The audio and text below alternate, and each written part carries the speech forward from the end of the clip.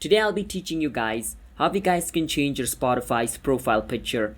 It's pretty simple. You want to click on your current profile picture at the top left corner of your screen on Spotify, and then at the top you can see the option called View Profile. Click on it. From inside View Profile you can see the button called Edit. Click on Edit. From over here, right beside your profile picture, you will see a little pen looking icon. You want to click on that pen looking icon. Once you click on it, it'll give you two options. If you click on Take Photo, your phone's camera will be used, and you can take a photo from your phone's camera to set it as a profile picture.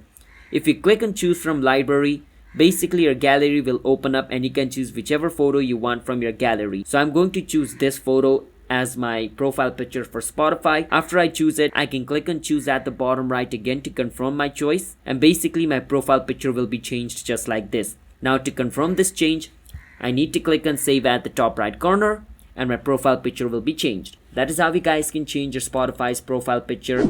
Hit the subscribe to our channel How to Guide. I'll see you guys next time.